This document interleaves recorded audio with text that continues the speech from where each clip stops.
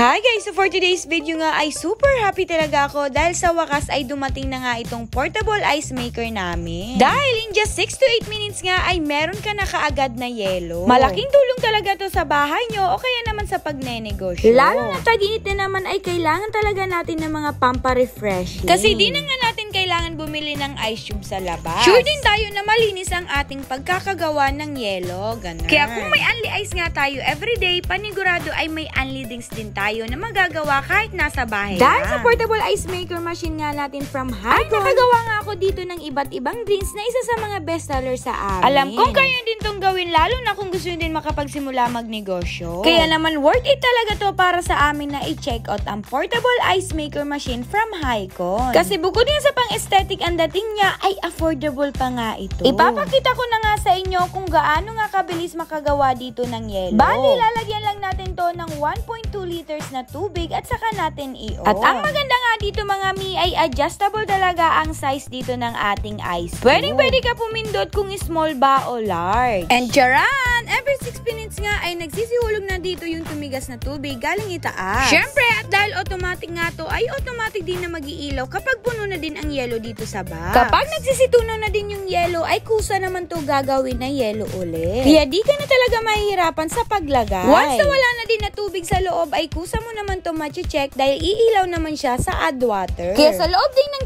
24 hours ay pwede kang makagawa ng 15 kilograms na ice cube. Kaya swak na pwede mo talaga itong igamit pang negosyo. Kaya kung may unli ice na nga tayo ay sure may unli drinks na din tayo magagawa kahit nasa bahay lang. Kagaya nga nitong ginagawa ko dito na isa sa mga favorite kong gawin ang iced coffee vanilla. Dahil alam nyo ba na isa din ako sa coffee is life din. Kasi kapag di nga ako nakakape sa isang araw ay para bang nahihina ako. Ganun. Dahil favorite ko nga itong iced coffee vanilla ay binebenta ko naman ito ng 39 pesos nga lamang. Bukod sa masarap ang pagtimpla namin ng mga drinks dito sa aming small business ay affordable nga lamang namin to binebenta. Para naman talaga matry at matikman ng lahat. Kagaya nga din itong dark chocolate with cream cheese na ginagawa ko dito. O diba, kahit nasa video pa nga lang talaga ay nakakatakam na talaga ito inumin. Ang next ko naman na ginagawa ditong drinks ay itong fruit soda namin. Sobrang dali lang nito at napakasarap talaga kung gusto nyo din na may kasama yung fruit nyo na may soda. At ang mas sumasarap nga dito ay sinasabayan namin ng aming popping boba. Para mas refreshing ay dinadamihan ko nga lang pala ito sa paglagay ng yelo. O diba, nakaka-happy talaga ng heart kapag meron tayong ice maker machine. Kasi nakakatuwa na kaya din pala natin gumawa ng mga drinks na nabibili din sa labas. Kaya worth it talaga to i-check out sa ating yellow basket. O kaya naman ilalagay ko na lang yung link sa ating comment section para pwede nyong masave or makita ang presyo. So yun lang guys, thank you for watching.